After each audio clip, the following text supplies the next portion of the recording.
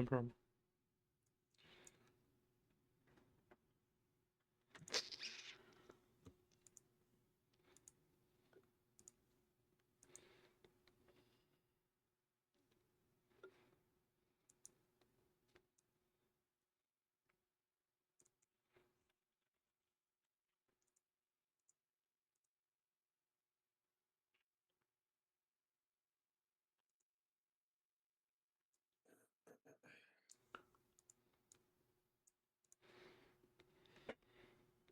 Chuck's gonna get pissed because all of their little jump arounds are gonna go through, and then he's gonna fucking make it go to trial.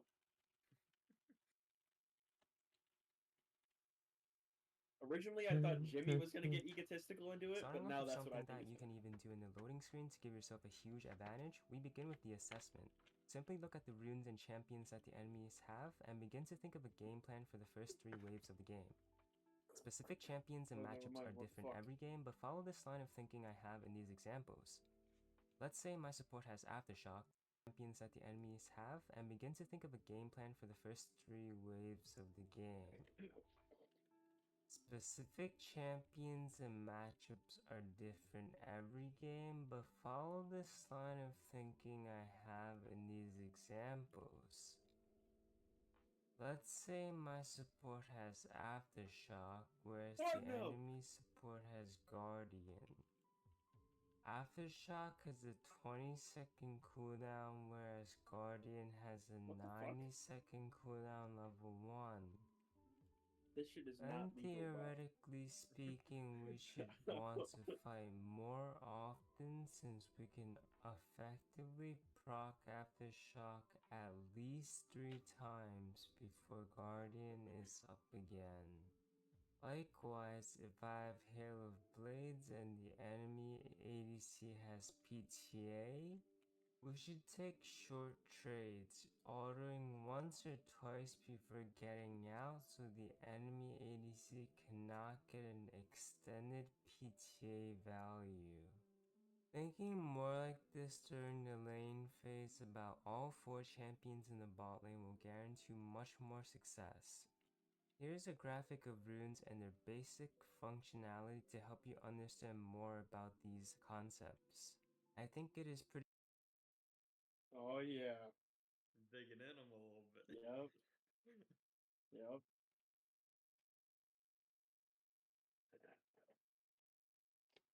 They both in the wrong though, for real. But Yeah. you want Jimmy to win, so like. Yeah. Yeah. Of course. There's many such cases with these shows.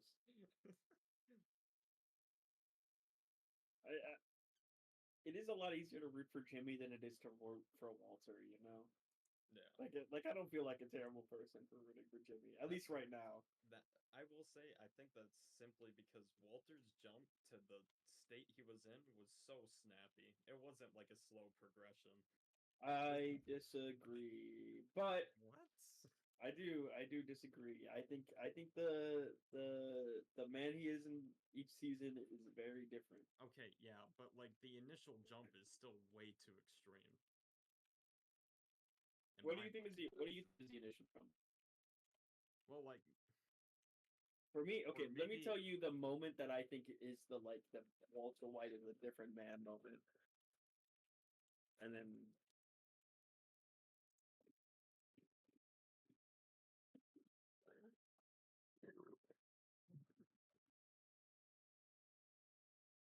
no, that part is bad, but Walter's not actively doing anything in that part.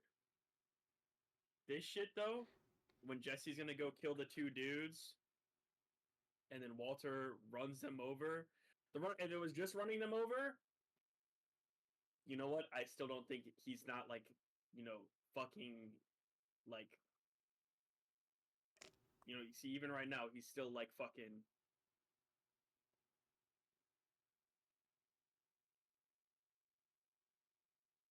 That's it.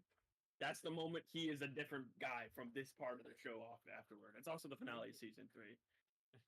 to me, I don't know. It's just like I even think. just the concept of like what he chooses to do, like all the way at the beginning of season 1, like he has Well, a like lung cancer to diagnosis. yeah. into Yeah. denying literally getting treatment for Yep. free. All of that stuff just doesn't Well, because make Walter White, the thing I love about Breaking Bad is that I think a lot of the characters are really symbolic of like like they are like human issues manifest. So like Walter White is like misogynist ego, like to Yeah. be the masculine man, and like that's why all of the like villains of the seasons are who they are and whatnot. They're like different iterations of that same thing. I get But that. Pretty that's why like I self-explanatory, guess but if you have runes like to me, Creep Work I or think season Comet one of in the Breaking Bad bot is the lane, you should weakest take season short because trades and Walter White slowly does kind of wear feel the like a weird enemy's character HP then. down. But Whereas if you also, have I Conquer think or of PTA, you want the to take characters in extended Breaking fights. Bad, for All better or runes for have worse, their I own think of them benefits, more and you like must play towards the conditions you like chose for the highest chance of forces winning. of nature. Like they to And me they're here's a like characters in curious a of book range in the where bot they're lane not for like the most same champions, so you get an like idea of adults or like champions that people that have have the lived most like full range lives versus and the all of that champions kind that of have stuff. the least range. So Like they for very much example, if exist you just are in a the context Kai'Sa, of the you show, like shouldn't in the be way I trying think to about it. auto-trade with an Even though Ashe or Walter White's Caitlyn, like but history you can for obviously sure try plays to out-trade a a role Xayah of with importance. autos. Me, I think Walter's And this all leads up character to the is three-wave like crash. How you play in the first few minutes hyperbolized to of the like just game not leading up feel to as the three-wave believable to me. crash is the most important Yeah, part of I mean I every can single agree with That's that. game my you problem. play That's in the why I bot think That lane. so for me that's why Let's I like first it. talk about the That's ways why you're I gonna like get it. to the Is the ideal hyperbole three-wave like he is crash, not a real and person, then we'll like talk he's a about force why of it's so nature, important like to do evil so. thing. These are some this is classic why I punish like slash Saul Goodman concepts more that you because should I think know his about bot lane to progression get you into what ahead he is in right from Breaking the Bad get-go. is a lot Well, more Starting with logical. the Bush I mean, Cheese, yeah. this I is a mean, I punish think where I'll it can probably make walk the away with enemy the same lose thing. lane if you play a card I threat think at I level appreciate. 1. I like Vision Better is Call very Saul more as a important show and can so far. often be the I mean, I think decider it's a better between a show, winning and a losing trade. So being able and I to think the have the characters are first strike way is more as important articulated as and having a matchup nuanced, and advantage. You can the always acting push is just cheese really if fucking you good and in your the show. support at least have one Like, ranged like ability that you can know, wear the Aaron enemy's Paul HP and down. The only difference Bryan is Cranston knowing kind of whether you can do carry a long trade or a Breaking short Bad trade. really heavy. Yeah. Let's start with But the like long all trade. of that Notice in performances this in the clip show are how fucking I'm initially goated. going for a Yeah. short trade and I was ready And to I back promise off. you, in But the last because two the enemy seasons, kept they only fighting, get I better. used Braum as a front line and hugged the bottom Those are part like of the peak bush so seasons minions in don't anything aggro I've me. watched.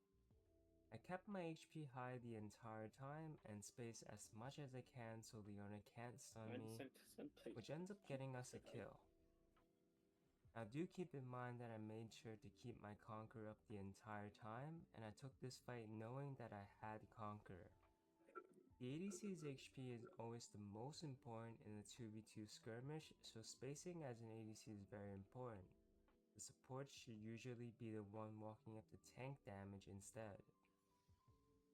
In another world where your support isn't as aggressive or spotting these opportunities, go for a short trade, which usually consists of one auto and one ability.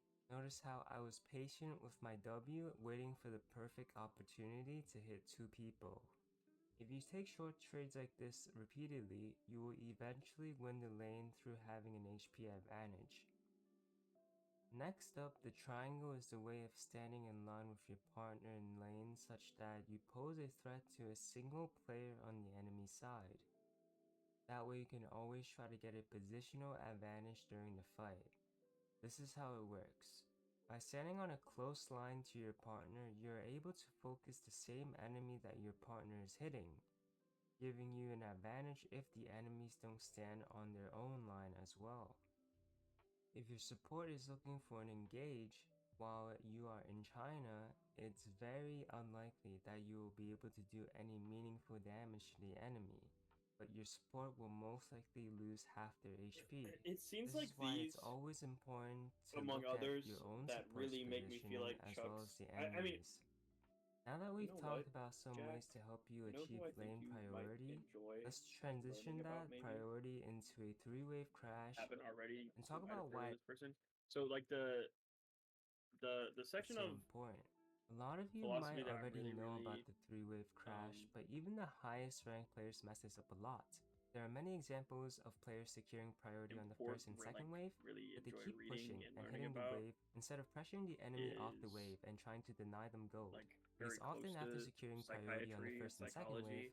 there are a lot of players who actually Baudrillard keep is one of these hitting the people, wave but instead of this letting book, the minions Simulacra and let Simulation, themselves off he and talks end up about doing a like two-wave crash instead. simulations are Now, when you two-wave fake crash into the tower things too quickly, that it ends up are being bad real. for you. So like, And we'll you talk know, about that later. Let's first talk about when why the someone thinks three-wave they're crash sick is so and important, convinces their since body it that gives they're us sick, three they're options not to take. lying that For the they're first sick. condition, if the enemy are Because they low have like HP the and our actual jungler can symptoms, come to dive in time, Mhm. we should dive So like, the I enemy. think Chuck suffers Or from if the actual first symptoms, condition doesn't but I apply, do we think should that shove his the wave illness ASAP is like or just taking the L.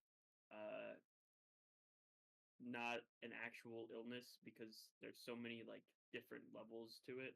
I think it's like really like I think it's like a agoraphobia anxiety kind of thing.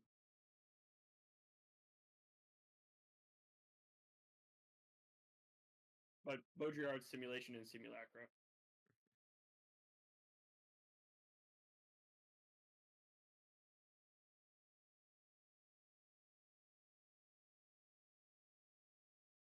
Pretty interesting stuff.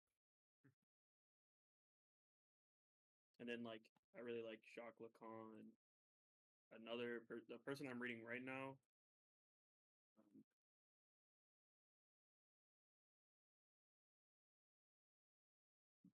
Pressure to the Earth by Franz Fanon.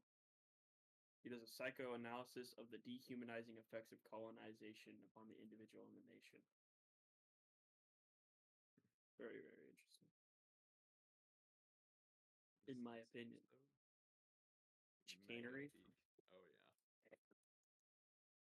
Honestly, you might have seen a clip of a major moment in this episode. I do know a major spoiler about the trial, but I'm still excited about seeing how Jimmy manages to do it. Which is the Like, putting the cell it's just phone such in an infamous Chuck's. clip seeing the actual courtroom scene, but Yeah. Well, you know, I actually haven't seen like the scene in full. okay. I've just only really seen that clip of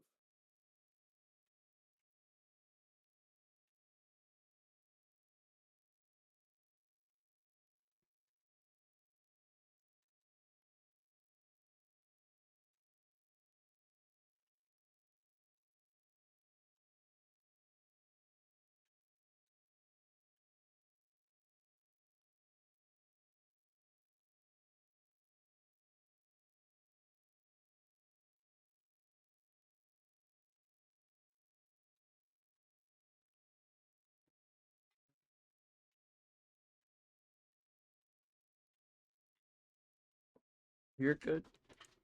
And are trying to shove out the next wave before recalling. If we get back into lane fast enough, we can trap the enemy in lane and deny them the recall, which forces the enemy to make a bad decision.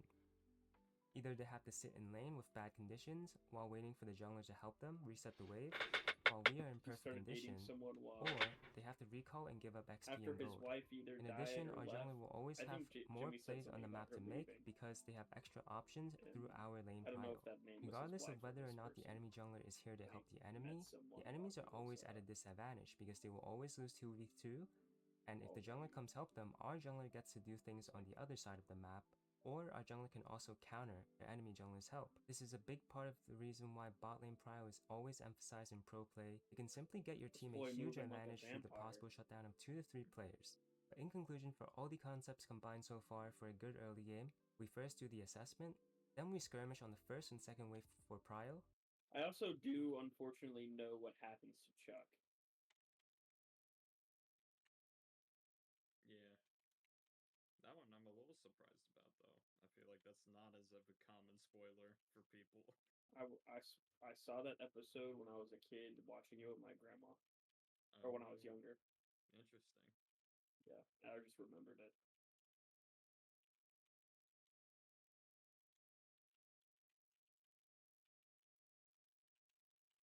Well, an uncommon spoiler through not very common means either. Yeah.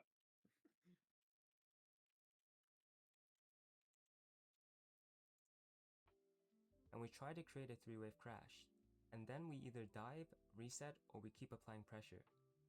This should be your standard first rotation for your bot lane gameplay. Every rotation that you play after the first okay, one so is they- simply they just either a separated. repeat or a similar pattern Okay. as your first one. So after you perfect the first rotation, it isn't hard to learn the rest of the lane phase. That's why the first few waves are so important to understand. However, there's a lot more that goes into the lane phase because every matchup is different, but in general you will see much faster improvement if you think more about the game and the ways of how champions interact with each other and how minion waves work. Watching this video will not make you a challenger tier ADC instantly, but if you follow the fundamentals and keep building your understanding of the ADC role through more guides and playing more games, the process of hitting high elo will be much easier for you than most people. There are a lot more concepts that you should learn about, such as how to slow push correctly, how to ward, how to freeze, and much more. All these concepts deserve their own videos and work in combination with the concepts already mentioned in this video to help you get an advantage over the enemy bot lane. If you feel like I helped you learn something new today, or if you enjoyed the video, feel free to check out my Patreon where I will be posting more ADC guides and analysis videos on new patches in the upcoming days for only $1.99 a month. It is an extra way to support me on the path of becoming a full-time creator, but please only if you have the means to do so. Watching my videos is the best way to support me, so I appreciate you a lot. And I think Patreon is a really good alternative for coaching because the Patreon videos themselves will help teach a lot of concepts that you will learn in coaching sessions anyways, and it's a lot cheaper than coaching sessions because Patreon is $1.99 a month, and a coaching session one-time fee is probably like $30 to $40 or maybe even more. There are people out there who charge like $400 per coaching, so I would only recommend getting coaching when you're at your wit's end and you really don't know how to improve anymore. But I think most people probably won't get that point until they are very far into the Exposition game, time. such as Master Tier, Grandmaster, or even Challenger Tier.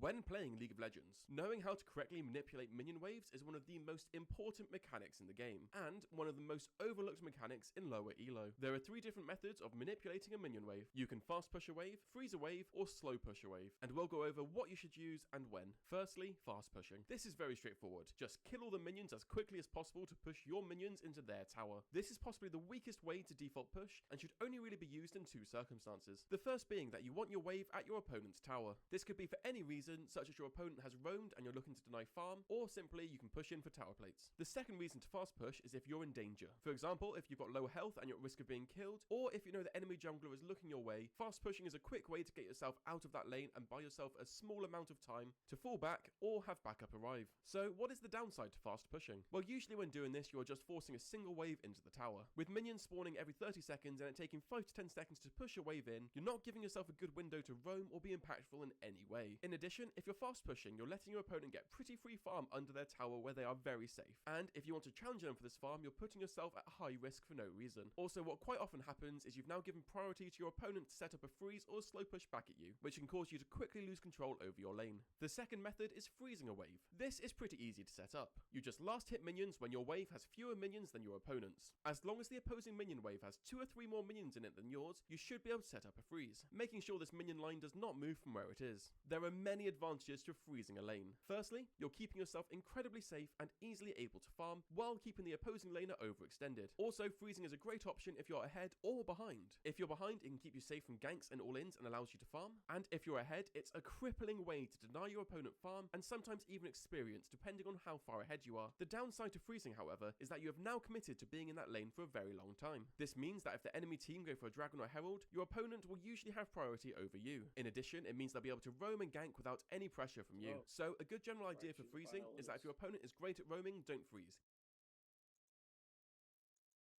Your teammates will not be happy with you. The third and final method is the slow push. This is incredibly strong and should be your default way to push, and thankfully it's very easy to do. All you do is simply push the minion wave slowly, last hitting and pushing where you need to. What happens following this is you're able to build up 2 and sometimes even 3 waves of minions to crash into your opponent's tower. This strategy is actually really similar to the fast push, except you're pushing more minions into the tower, which I really overcomes like the the sound weakness of design fast pushing in that you don't have whenever time to be they do effective. it, Where with multiple minions crashed, you can now be impactful. The main advantages of this are, you now have time to roam, home, you can freely back and buy, you can often get multiple tower plates, and you're pretty safe because no one wants to fight you in a large wave of minions. In addition, if you do score a kill, it is devastating because your opponent is going to miss so much farm. Essentially, this method allows you to do anything you want. The only real downside to this method is if you're weaker, it may allow your opponent to set up a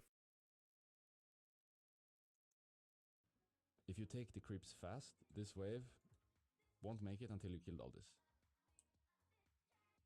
But if you take it slow, this wave will make it all the way. So here you take it as slow as possible. So you wait, you see 1 tower shot, 2, take. 1 tower shot, 2, take. And this way, this wave will be here. 1 tower shot, 2, take. 1 tower shot, 2, take. Take. Take. You take it as late as possible, and that way the neutral wave doesn't stack in the middle. It stacks on your side. You see what I mean? Now the neutral crash is on your side of the lane instead of in the middle. And that way you can build a wave yourself. If you take it fast, if I took this fast, like the second I could take it, I took it. This would have crashed in the middle, and it would have been harder for me to not only last it, but to build a wave of my own. So you always want to take the creeps as late as possible when you're looking for this scenario. And people usually do this, you know, when you're laning, this is very common. This is something you see from a lot of players. So this is not like out of the box stuff to last it as late as possible in the lane. But I think this tower thing is something that people often don't do. Which is, I mean, it's the same theory as here. You just want to take it as late as possible to build as many creeps as possible. So you have this slow push here. Now I would take it fast myself because the crash is a little bit awkward, so I'll take this fast. The reason why you want to do this is to manipulate the neutral crash. Because if you take it in the middle row, like how you're normally doing it, then you lower your chances of manipulating the neutral crash. This is not 100% accurate. Sometimes it's not possible. But in some scenarios, this will manipulate the neutral crash, doing it my way. Make it so instead of both minion waves meeting in the middle of the lane, they meet more on your side. So it's first, like the first thing that happens is it manipulates the neutral crash. Then second thing that happens, it's allows you to make bigger slow push. It could also be if you're behind, allows you to farm more safely. Doesn't allow enemy to farm safely. I guess it goes both ways. Because of it being on your side more, if you're behind, it's easier to farm. When in a scenario, maybe I really love that the veterinarian and if you're is ahead, like a it crime wouldn't allow boss enemy to farm guy, because but they're he too far up on does your side really and give kill a on them. fuck about Why I animals. do it, I the big love goal that of so doing it much. is so that I can stack more waves and therefore give, how would you say, more opportunities in the game. Because I think if you're just perma-crashing like one wave at a time, nothing is gonna happen. But if you stack slow pushes, you will open yourself up to getting, let's say, a really good base, because they have to farm a lot of creeps under the tower and then push the next wave, and by that time you will be back to lane. So yeah, the main goal is the big slow push. The big slow push can give you a couple of things. It allows you to make bigger slow push, allows you to farm more safely. It doesn't allow enemy to farm as safely. And what you can do with this is good recall, dive opportunity, dragon timing, herald move, mid roam, take camps. Yeah, it's a lot of things you can do, I think. With a big slow push in comparison to one wave at a time crash. It's gonna end up being Mike anyways.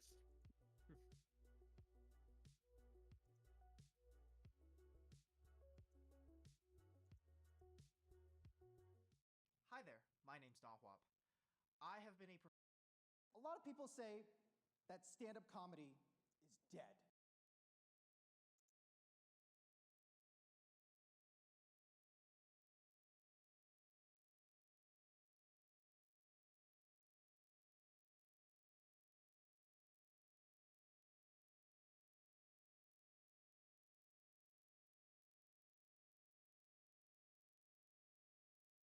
That boy ADHD as hell, right?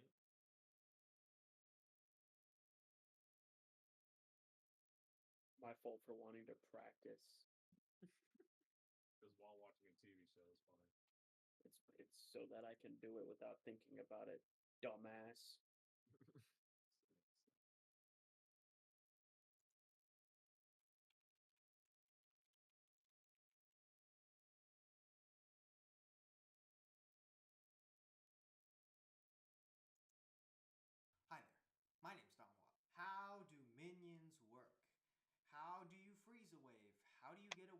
push by itself? How do you get a wave to pull by itself? How do you make a super wave that takes out towers by themselves? I'm going to explain all of that in this video and more. Minions are basically like League of Legends sperm.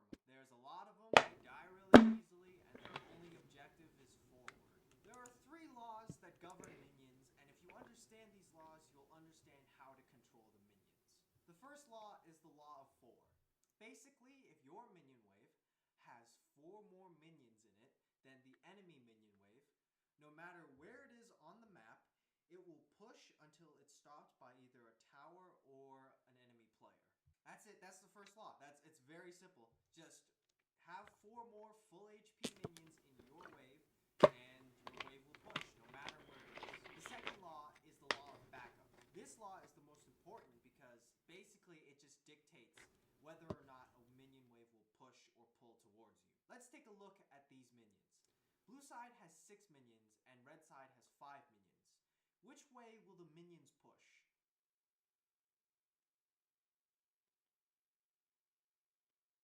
The minions will push towards blue side because, and this is very important, the backup minions get to the front faster. The minions are fighting closer to the red nexus, and so the red minions get to the front faster. They get to the front and they get to do their damage to the blue minions first.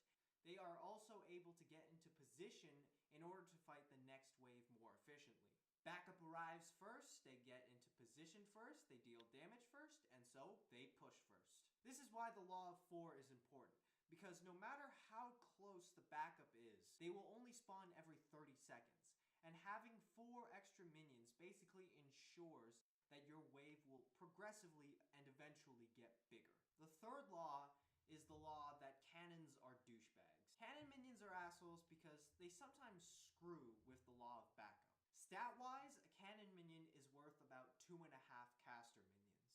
However, if a cannon minion isn't focused down by the other minion wave, sometimes he will get the value of 3 or even sometimes 4 minions. A cannon minion is basically like a really tanky fed AD carry. If you don't focus him, the other minions are all going to die. If you look at these 2 waves, they're completely equal until the point where the blue cannon minion gets focused down first, and the red cannon minion basically just gets to wreak havoc and destroy the rest of the blue wave, and so the red wave gets to push first. If a full cannon minion wave takes on a regular wave, you can consider that cannon minion to be worth about 4 minions. Now, how do we manipulate these minions? How do we get them to work for us? Here's a chart that shows 4 different zones. This chart basically shows you how many more minions your wave is required to have in order for your wave to push forward. If you do not have the number of creeps that this chart shows, then inevitably the other side will push against you. If you fully understand this chart, you'll basically fully understand whether or not a minion wave will push or pull towards you. I've just killed Irelia 1v1, but I need to push the wave back, otherwise a bunch of minions will die to the tower. I cleaned these guys out, but there's 1 minion left over in my wave. Now there's 2 caster minions left, 1 is almost dead, and 1 is still fairly healthy. If I had left these guys as the current state, eventually my wave would have pushed up forward, unless I teleported. If I had left the wave as it was, Irelia would have gotten a small minion advantage. There's no point in giving your opponent any advantages, so instead I just shoved out the wave as soon as I could, and now all the minions just hit the tower. And Irelia loses a small minion advantage because of it. Now, how do you freeze a wave? The most common way that people freeze is by tanking a huge minion wave. They just stand still, tank the minions, wait until the next wave comes, and then last hit the minion wave. This is not good freezing. I just lost half my HP to the minions. That is not... When you freeze, you're trying to gain an advantage. What advantage was gained when I lost half my HP? Yes, the minions are pushing favorably, but I just lost half of my HP. How is that worth? There are several techniques to make a wave push favorably towards you. The most common way that you see in professional games is the hold technique. Players will stand in this spot, group up the minions, and then allow the minions to continue forward. Remember those zones I showed you? Well, right now you're in the yellow zone, and the yellow zone requires your wave to have 2 more minions in order to push. The melee minions and the ranged minions are also grouped up in lines of 3. They are in the best position to do damage. You know sometimes how your team runs in one at a time and dies one at a time?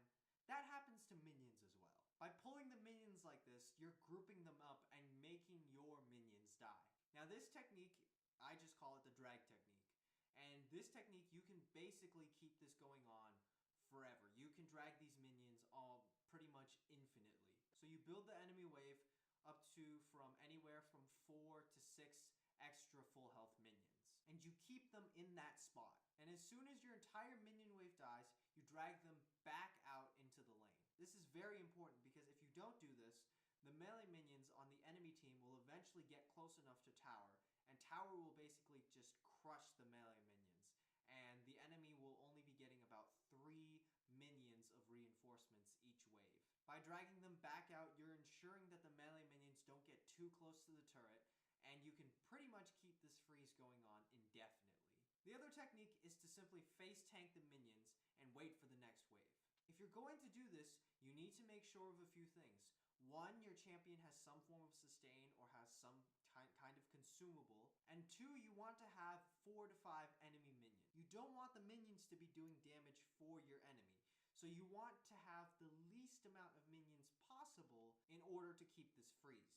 If you need the minions to stop hitting you, simply go into a brush and you'll drop minion aggro. Minions are basically like Finally, how do you create a super wave? How do you create a super wave that takes out inhibitor towers by itself? Well, first you're going to need a lot of minions. A minion wave spawns every 30 seconds. A giant minion wave is often composed of minions from 6 different minion waves.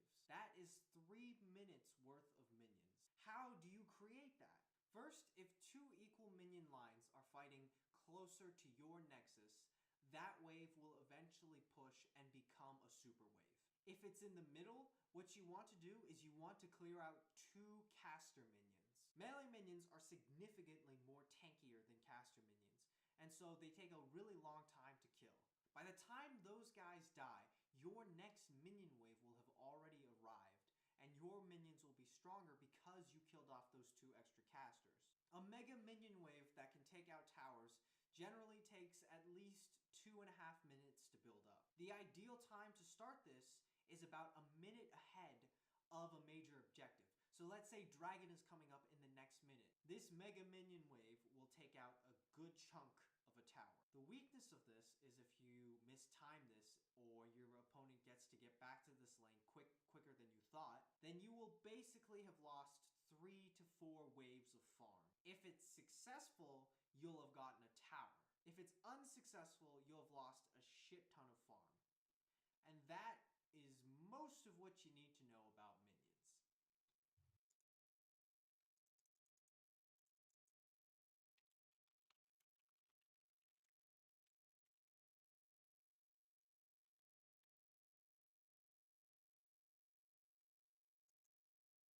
Welcome back team, how's it going? Today we're going to be going through everything you need to know about 3-wave crashing.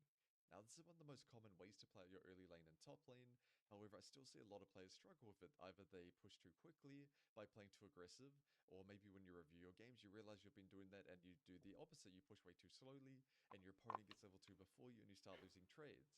So I'm going to be going through exactly how to 3-wave crash perfectly, regardless of the champion you're playing or the matchup that you're in, and the benefits and pretty much everything you need to know about this concept. So if that sounds good to you, then let's get started. Hey everyone, if you're passionate about improving and leveling up your gameplay, I've been offering coaching classes for 5 days a week for... Now we're going to be starting off this guide by going through how exactly to 3-wave crash in detail, and then some examples of myself doing it.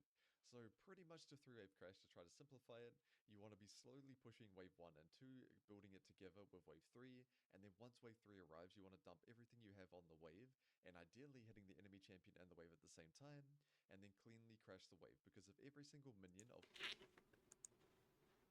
wave 3 hits the enemy tower, they're not going to switch targets no matter what, which means the wave bouncing back towards you is all going to be full HP, which is going to make your bounce back very clean.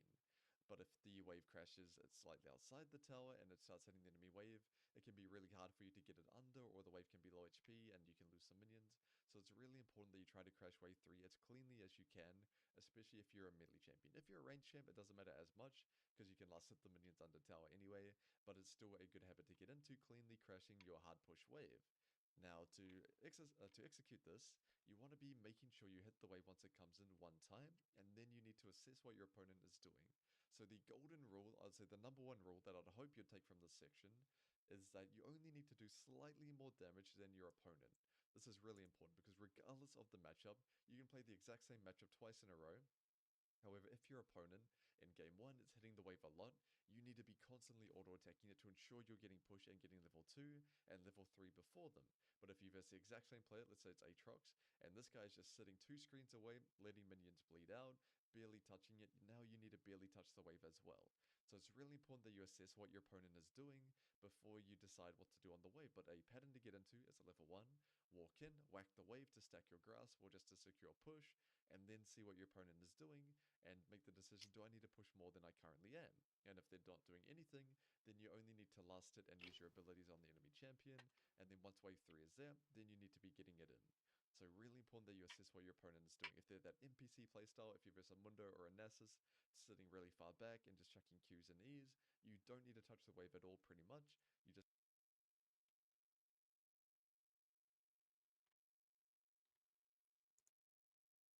In this guide, you're going to learn how you can win lane in the first 3 minutes as an AD carry. Check out our skill cap challenger expert 6AX.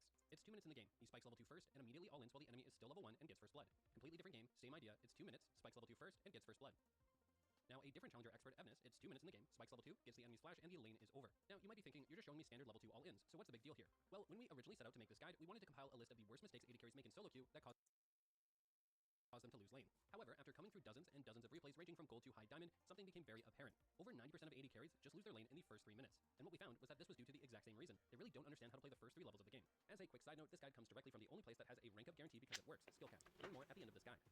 So if you want to start crushing your lane like a challenger smurf, it all begins with this one fundamental concept. When you enter lane level 1 as an AD carry, you have one singular goal. Every single time, pretty much no matter what, it's to get the push advantage. By a push advantage, we simply mean have more minions alive than the enemy. By doing this, you will create 2 possible strategies for you to implement. The first is the most exciting and is the level 2 all-in we showed earlier. By getting the push advantage on the first wave, more enemy minions are dead. We have the experience lead, and so we hit level 2 on the second wave because of this, while the enemy is still level 1 and it sets up easy kills. The second is more strategic, where you execute what's called a cheater recall. A cheater recall is actually much simpler than it sounds. Again, you want to get the push advantage on the first wave. You can see here as the second wave comes in, Lucian is ahead 3 caster minions on Samira. You then execute what's called a slow push. You do this by not damaging the minions except to last hit. Since you already have more minions at this point, they will naturally do more damage, increasing your minion advantage very slowly over time without you having to damage the wave directly. One important key to achieving a slow push is that you're zoning the enemy champions to prevent them from damaging the minions back with their auto attacks or spells. And this is why getting that push advantage at level 1 is so important as an AD carry. You will either spike level 2 first or threaten the level 2 spike, which then zones the enemy from the wave since they'll still be level 2. You can then use this timing window to only last it and slow push the wave, causing a much bigger wave than normal to build up over time. Then once that third wave arrives, which can be recognized by there being a siege minion, you then hard push or what's called crashing the large wave by damaging the minions as much as you can. This large wave that you crash into the enemy tower then buys you the extra time needed to recall, get an item advantage, and head back to lane without losing practically any CS.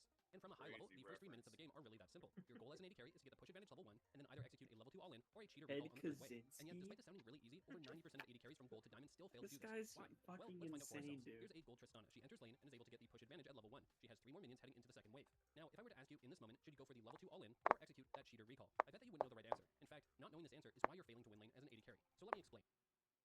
In order to execute a level 2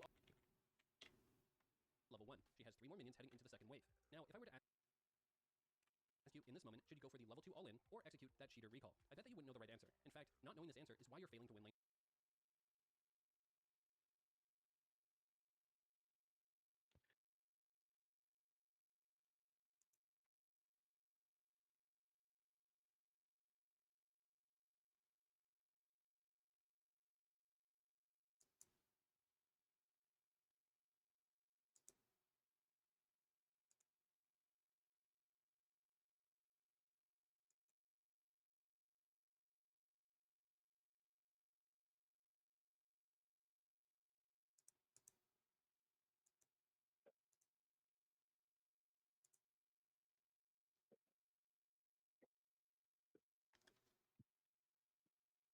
That wishful thinking gets me every time. Wishful thinking!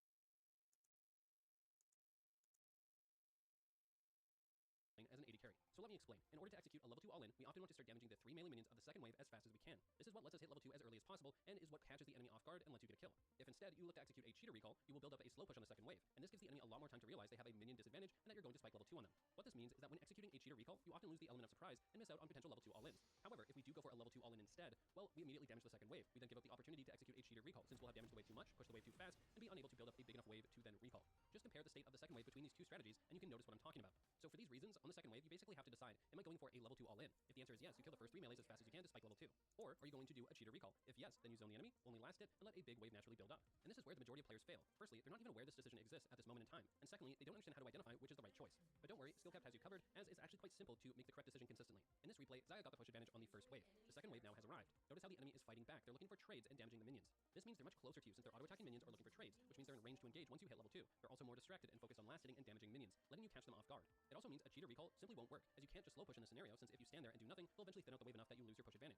So when the enemy starts trying to fight back on that second wave, it signals to you to kill the melees as fast as you can to spike level 2 and go for the all-in. That seems simple enough, but what if the second wave arrives and the enemy is playing extremely passive and safe, not damaging the wave or going for trades? Well, in this case, there's no reason to rush down the melee minions and spike level 2, because the enemy is signaling to us. An EKG. I would tase, bro. Huel? Oh my god, Huel made the swap. Fucking Huel? Fucking Huel? Great camera shot too. Yeah, bro. Had to get the fucking Huel just dead. Oh yeah. Yeah, I did that. Yeah, I did that. Yeah, y'all know it's me. I'm Huel. I laid on a pile of money. Today only matters if we can remember it tomorrow.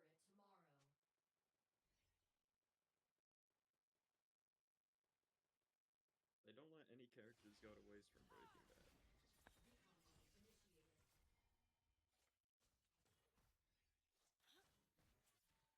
Permission to engage. Multiple targets engaged. Armor up. Takes better. Rapid fire.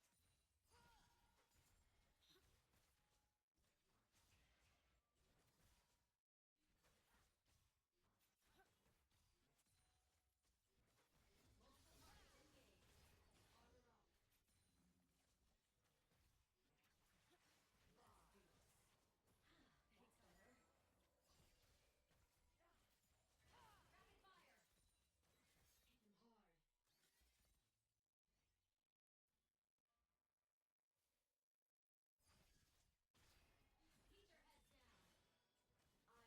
Keep your heads down. I will reveal the truth. We aren't weapons.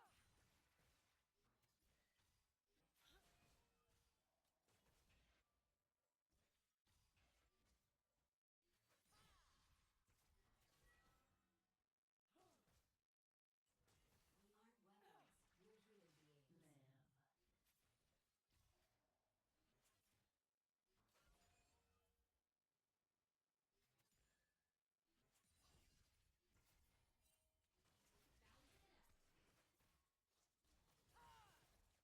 Open fire. Every shot counts. Fresh scars remind me I'm still human. Entering enemy territory.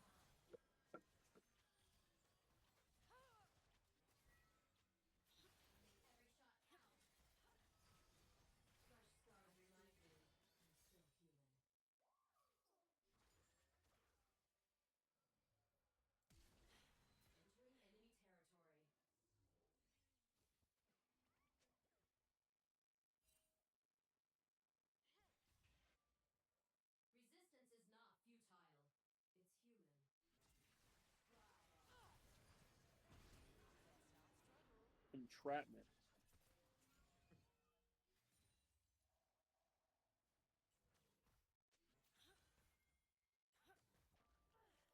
Recon mode initiated. Just wait.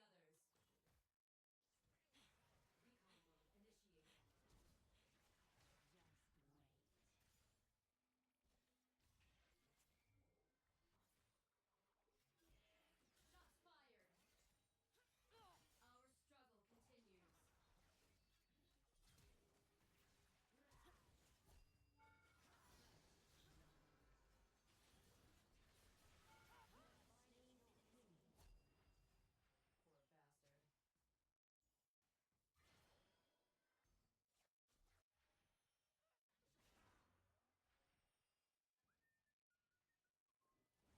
know what them fucking camera angles be making it seem like, bro.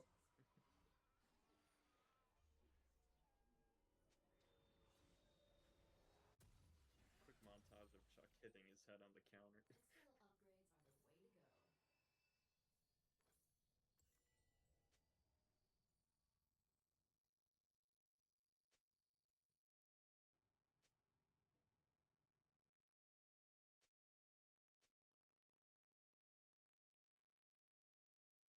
Average Information will set jurisprudence them cuck. free.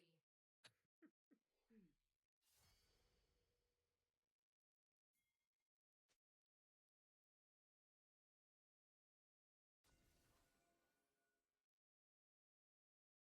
been slain. Humanity isn't a defect. Each reboot, a fresh, guiltless mind. Pin them down. Breathe and release. Hold the line while I'm gone.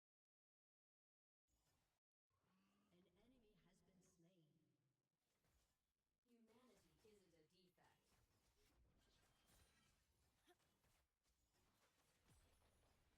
Memories are what make us human.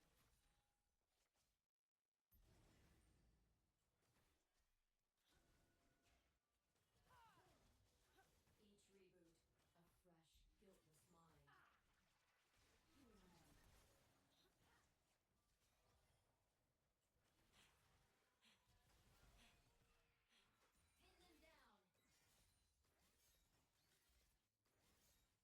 the death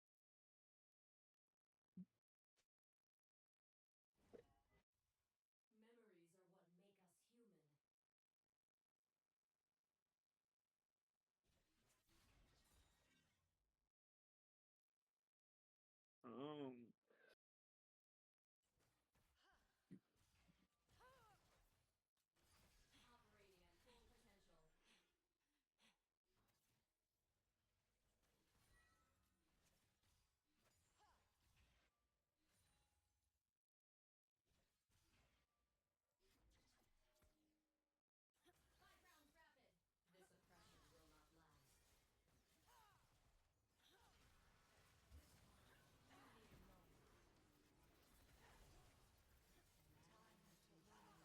An enemy has been slain.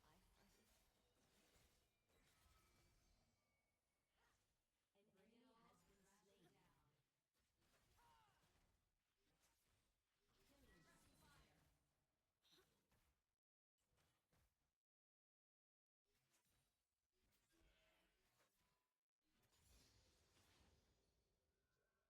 I do love how serious Chuck is. Covering our escape routes. Hit them hard.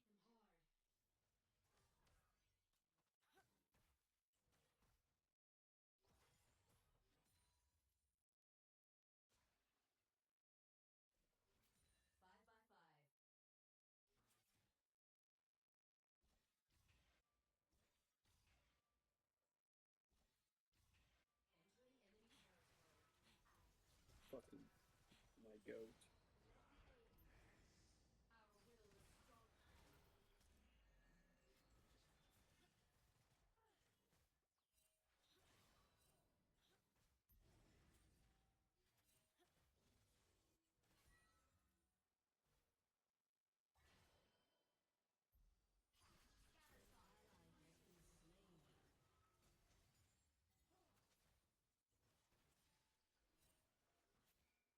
Ally has been slain.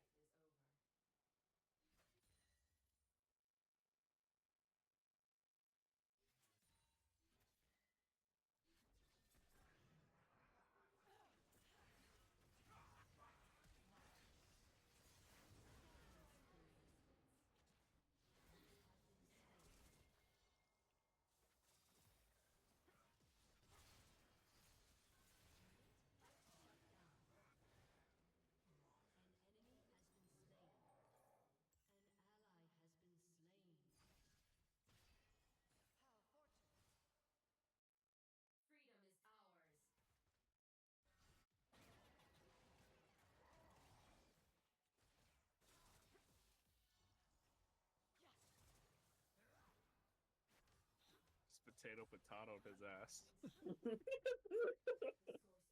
In a court of law.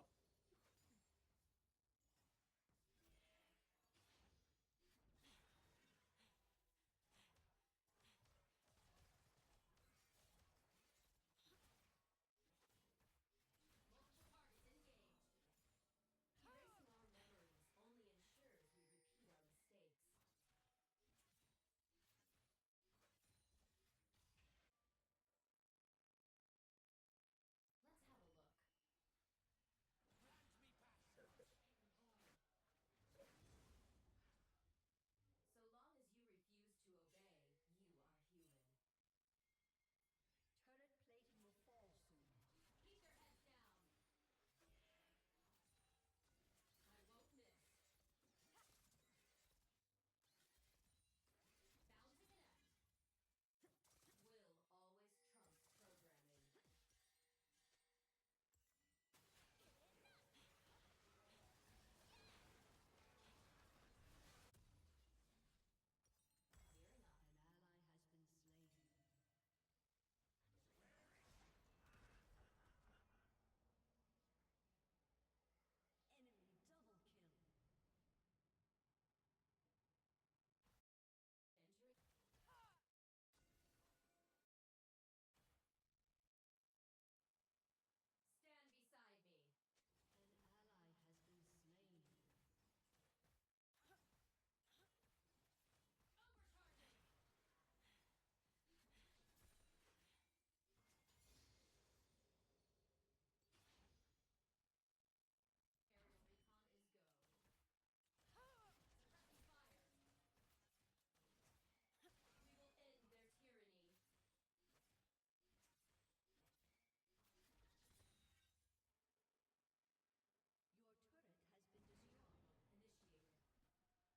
will end their tyranny.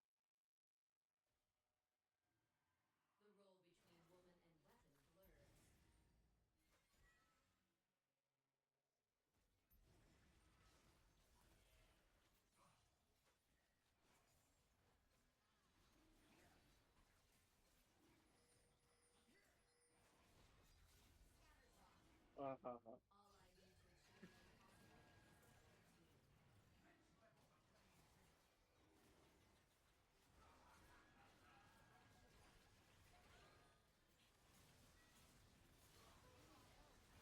Shut down. Enemy killing spree. Your team has destroyed a turret. My dream is freedom for us all. Shut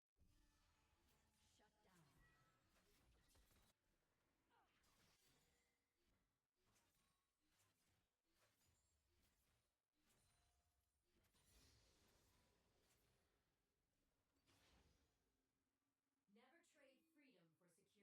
Armor up. Holy fuck, he's cooking his shit. Oh my god. Today only matters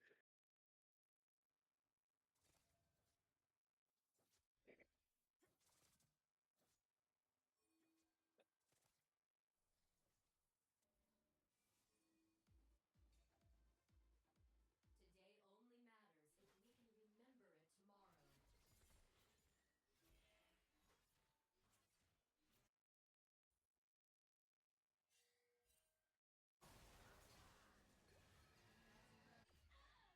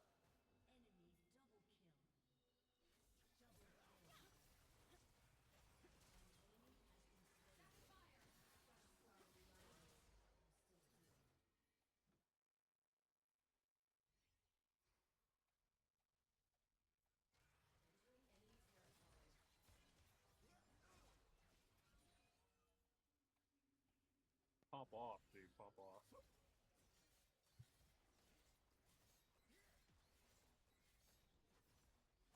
between victory and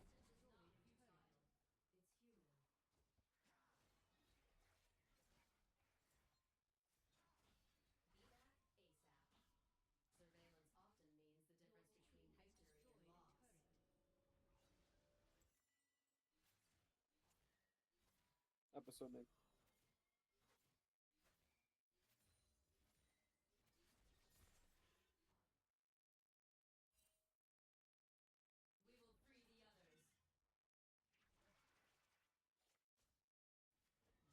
We will free the others. Just rampage.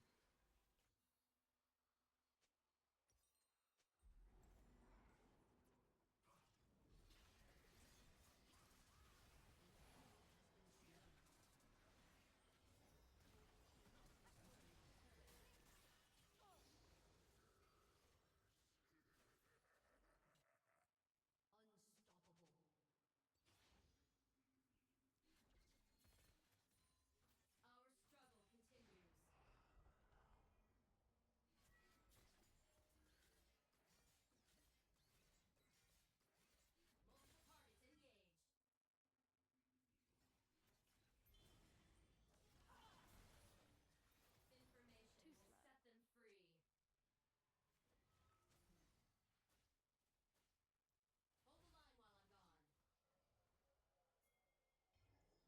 while I'm gone. I lost my cool. What I'm gonna start saying whenever I get too toxic.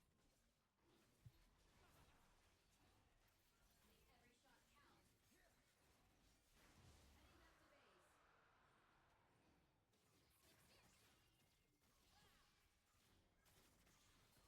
Heading back to base. Would go to Death's monologue. Fucking amazing, dude. Too good.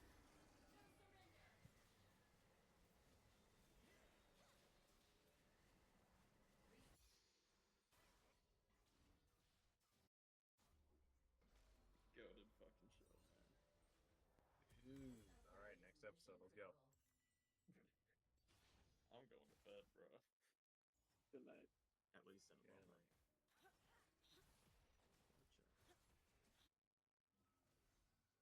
Yeah, moment. Granted, all the episodes are peak. I need to make sure I'm not missing out on something. Has been destroyed. Nah, this one ain't too crazy. Memories It's are good, more but than ain't that ones and crazy. zeros. Your turret has been destroyed. Good night. Good night.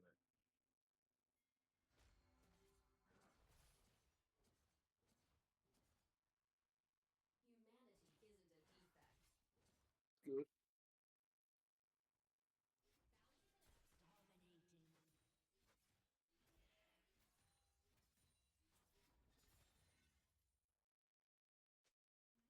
Don't do this homework. Each reboot, a fresh, guiltless. I'm okay, thank you.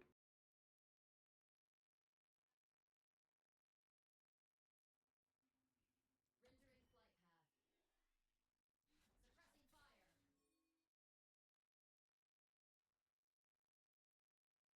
Salvation, bit by bit.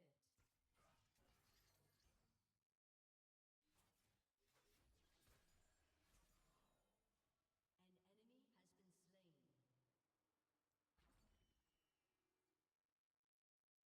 Maybe I need to start adding a little bit of sugar. Memories are what make us human. No, I'm playing Ash.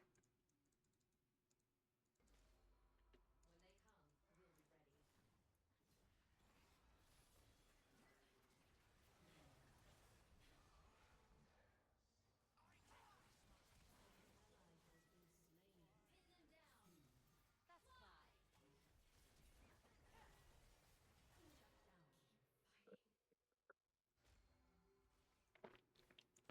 I got this.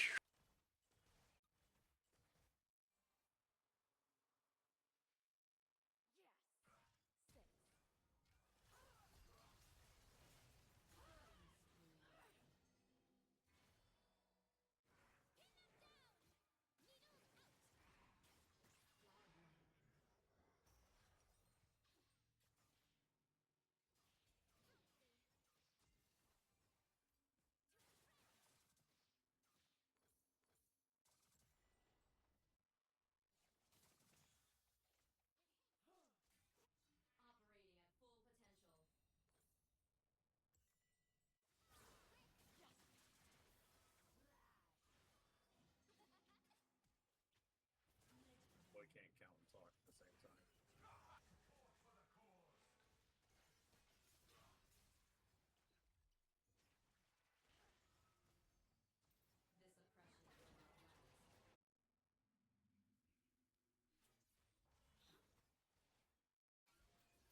Five rounds rapid.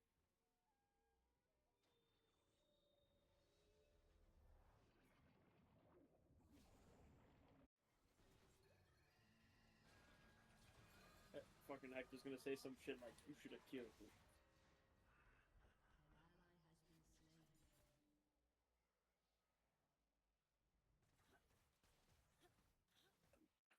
An ally has been slain. Oh, that line for real, for real. My humanity cannot be overridden. Multiple targets engaged. 5 by 5. I will share your pain. Double kill. Rampage. Double kill.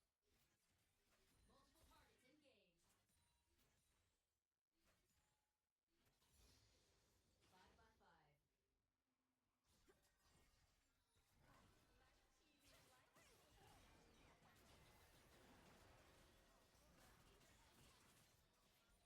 Bound to connect. They promised us infinite possibility. They lied.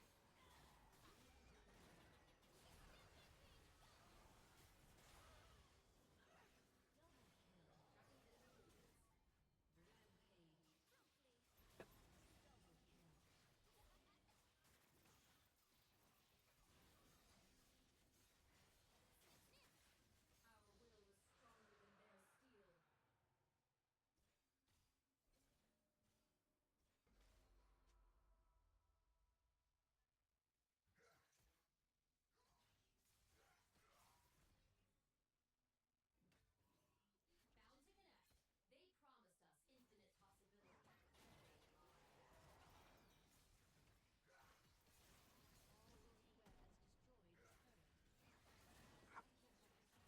a turret.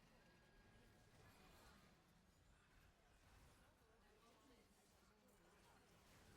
a turret. A slave leader.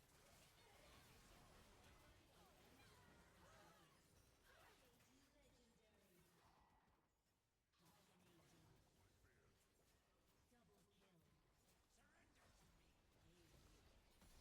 me. Ace. Your team has destroyed a turret. Your team has destroyed a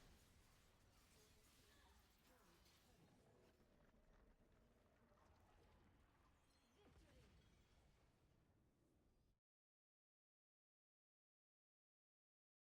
Victory. Your match is over. I'll play another.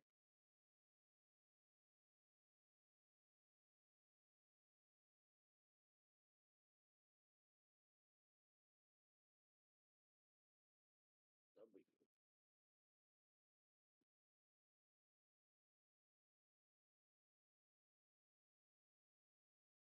How does that work? That you've been playing matches on it.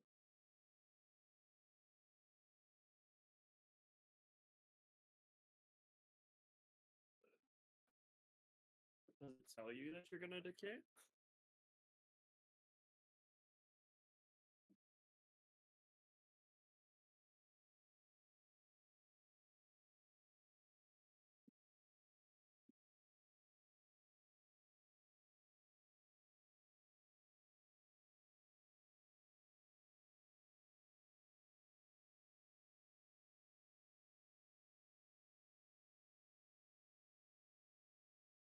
Okay, good night. Good night.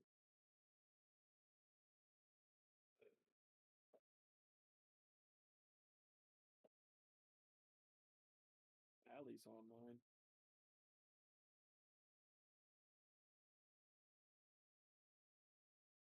Uh-huh.